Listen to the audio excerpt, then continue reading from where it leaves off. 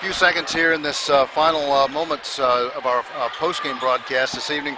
Torin Rogers has 21 points. Torin, how tough was this ball game? Because in the beginning, we weren't shooting that well and trying to get in around that defense. What were the issues? You know, we started off slow. We didn't shoot the ball well. We had trouble kind of breaking their defense, but we all just knew we had to settle down. Once we did that, shots started to fall, and it was just repetitive. So we just kind of had to slow down and start playing our game. Well, how long did that take? Because I'll tell you, 15-7 at the end of the first, that was giving us the long face, and we were getting ready to have a stroke to say no. But what really triggered that, do you think? You know, after the first quarter, that slow start, we had a good talk with Coach, and he just told us, you know, kind of like I said to start with, we have to slow down and stop playing at their pace. So we did that, and second quarter just picked up, and it kept rolling. But a really, really good 19-7 outscoring of them in the second period.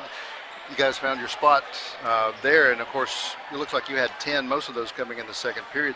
Everybody looks like who scored in this ball game had it right in the second. So anything that was special that triggered it, the upswing there? So in the second, we kind of changed our defense. We got in our more aggressive press and played a hard 51 man. And I really think that changed the tempo. You know, and then everybody, like I said, shots started falling in the second. So it was a good quarter. Free throws really count. You guys got to work on those. But, you know, right down the stretch, most of your 21 tonight come from the free throw line.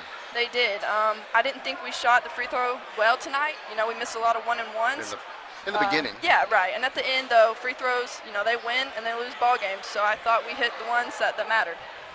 Otherwise, anybody out here on Mitchell that kind of stands out? I know that tonight, Reagan Sparks, number 34, wherever you moved, she moved. She did. She was a good defender. She's a great player. I thought she played well. And then 14, their point guard, you know, she just does a great job running their offense. And, you know, it was a great team. They don't have the greatest record, but, you know, Mitchell is kind of a playoff rival for us. So no matter what, you know, we know they're going to give us our best shot, and they did. So likely you're going to get an 8 seed that comes in, maybe Albemarle, Mount Airy, 9 seed. So Saturday. How are you guys working in your practices and getting ready? Because right now we don't know anything about them.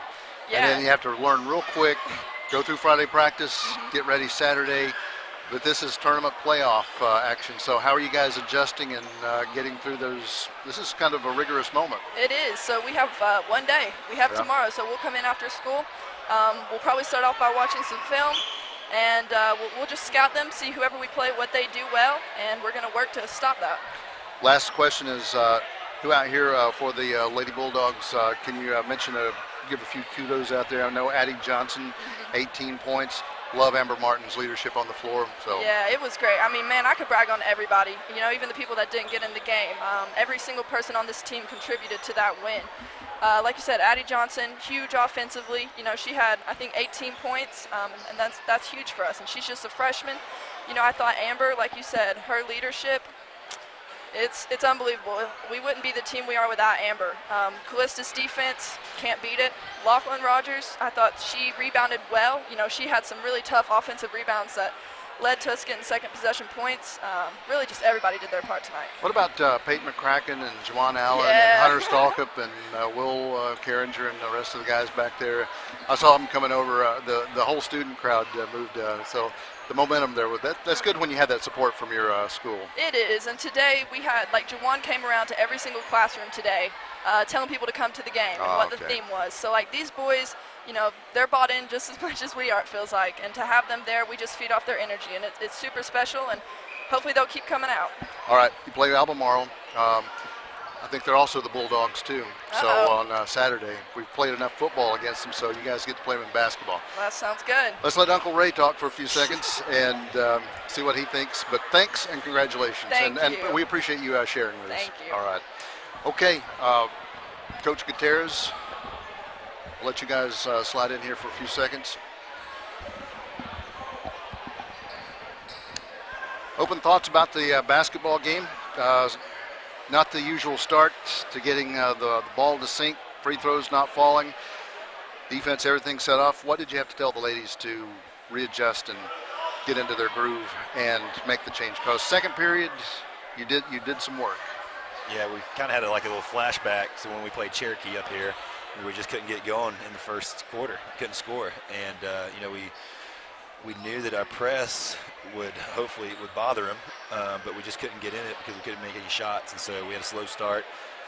Credit to them, they were well prepared, well coached, and those kids, we've played them the last 2 years. They've played in 2 Final Fours, and so they know how to win.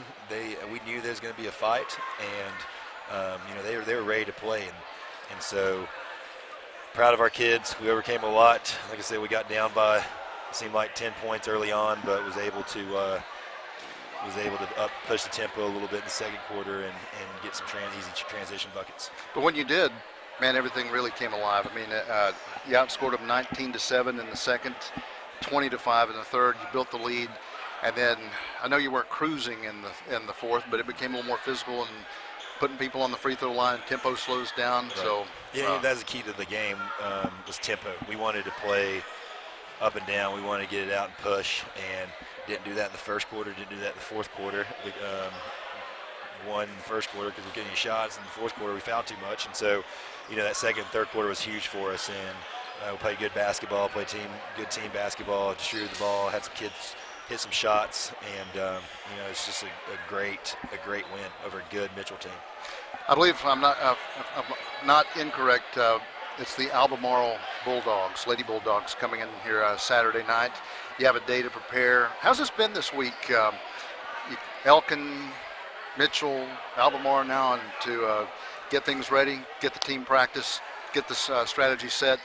You're having to click on all 8 cylinders, burn the candle at both ends. Well, we've made, since I've been here 5 years, we've made a lot of deep playoff runs. And so that experience has helped out a lot.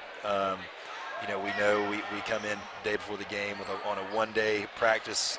You play 3 days a week. You got practice in between. And so, we try to get as much film and try to get as much scout on our opponent as possible and get ready for that next game. So we've done it before.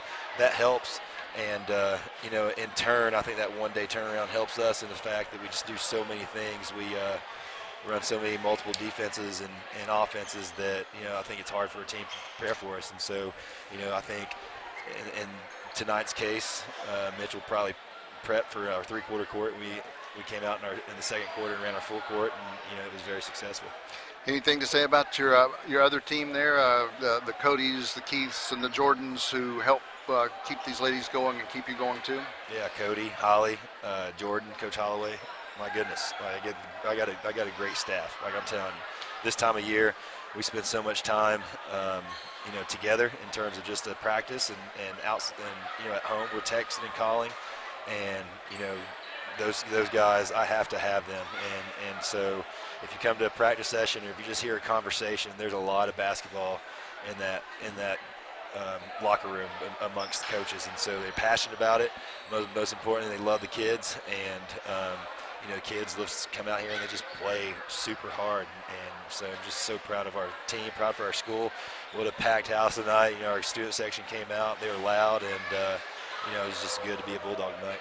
Well, Coach, congratulations. We'll let you go and celebrate this and get ready for the next one, and as we always close out with any interview with you, go Lady Bulldogs. Go Bulldogs. All right.